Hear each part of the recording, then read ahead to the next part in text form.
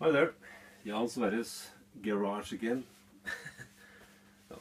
I'm continuing on with the Myfords. I've arranged now parts, as you see here, representing what remains from the work as far as I can conceive it. I've segmented that into different parts so that we shall go that way together now through different parts like the apron and lead screw, the saddles, the cross slide, the top slide, the headstock spindle, the motorizing assembly clutch, tailstocks, and also discuss a little bit about table, how to mount it. So starting with now the saddle, I have cleaned every saddle, of course, not painted them yet because I want to avoid the same mistake as I did on this one, namely paint it first and then scratch it because I'm sloppy. So these are now as found, so to speak, but cleaned. So what I need to do is to measure them, of course, so that I know that they are flat to a reference before I use turquoise or rulon on here, like on this one. Rulon has to be scraped, of course, to match the bed. So next up is to measure first how much to take off. Take off is the minimum, of course, because these are quite flimsy as is, so want to keep as much as possible from the material. So I have to find a reference. On this one I didn't find a good reference here, nor actually here. A little bit disappointing, but maybe I just jumped to conclusions also. Maybe it was my fault. But anyway, one thing that I can do is to mount two pins or bars here that goes into the dovetails. And if that is true, which I have to measure, the dovetails are only worn in the middle. These are pristine, these areas. So if you clamp down there, you can hold it in the vise, I think, and then mill out these pockets. It doesn't need to be much material, I think, but I will also change it from the narrow guide principle, whereas you use just the front, to a wide guide, use the rear of the rear and the front of the front. So a little bit milling here also.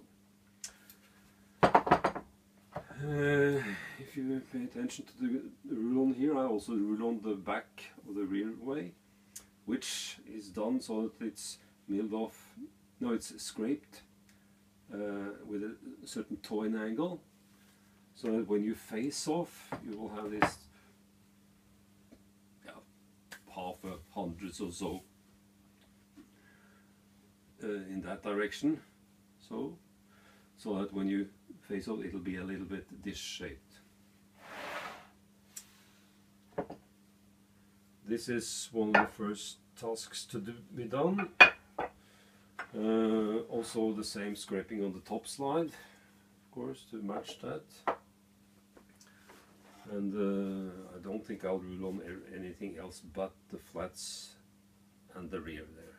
That I think is sufficient.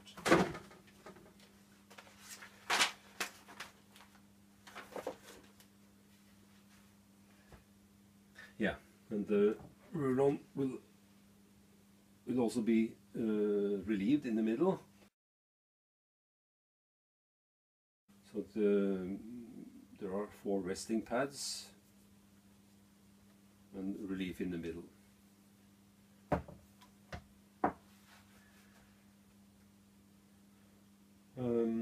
Yes, I will fit felts, felt housing, of course. These are from Myford, so original.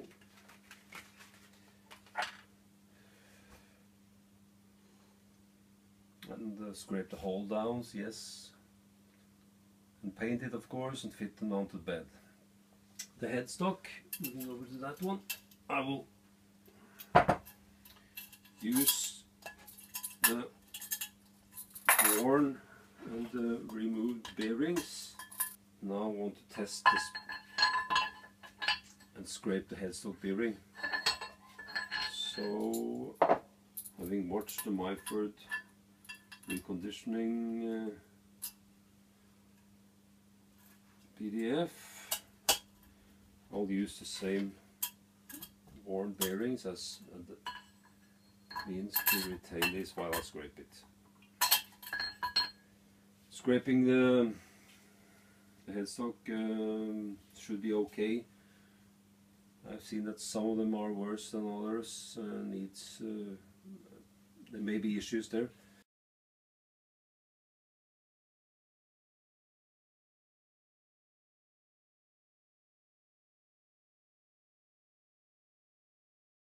And also maybe issues on the spindles. If needed, I'll replace them. Like rust, of course, like having to broach them, to grind them again. Not sure. We'll see. Also, yeah, of course, new bearings for the headstock, the thrust bearings. Also these, I think you call them castellated nuts in English, or some are worse than others, quite mangled, some of them.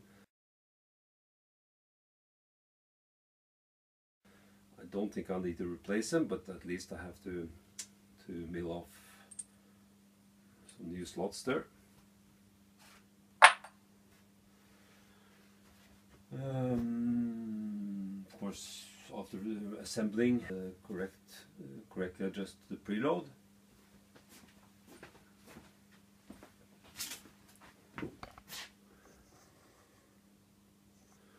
And there are also some parts like this. One of the bull wheel here has obviously been repaired. It's functional, but we'll see if I have to replace it.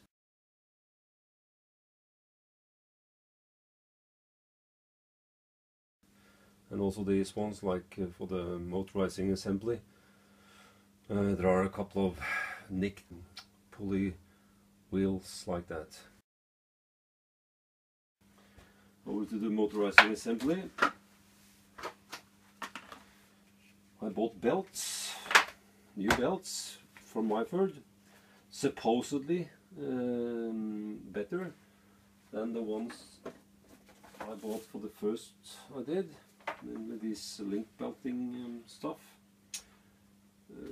According to Myford themselves, these are noisier than these. I thought it was just the other way. The advantage with these, I guess the main advantage is you don't need to take off the spindle to replace them. That's not an issue for me, but anyway, also when Myford suggested these, which is securing their own business, I know, but anyway, I went for them. So replacing them, and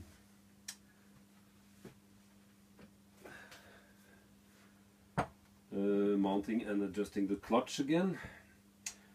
My series of Myfords here represent at least 2 versions of the clutch, as far as I know, and 2 versions of the headstock.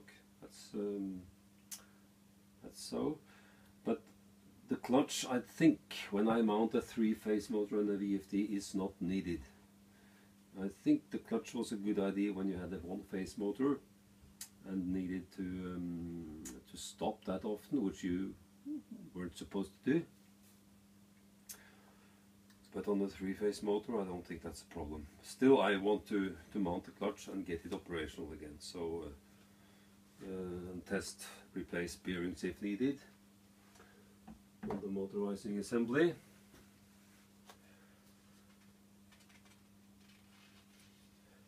And then when we move to the apron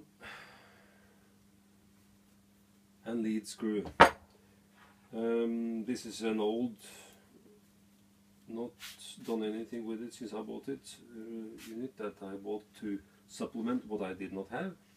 And this apparently comes with a non-standard bronze nut.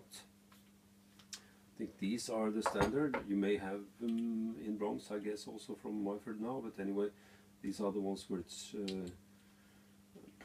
probably samak or some cast material. Not sure if I can use the old ones or should buy new ones, but if needed I'll buy new ones. But I'll also experiment a little bit with rethreading these or boring them out and using moglize. Or best is of course just to buy new from Myford. I think that's a general experience, at least on my side. I've made screws, for instance, tried that many times, ended up buying ground screws anyhow. So I think from an economical point of view, even though it's more costly to looking at the new price for, let's say, a new item, sometimes you'll find that it's cheaper in the end anyway, when it's available. Anyway, parts like this, like the pinion gears, are often worn, so need to be replaced.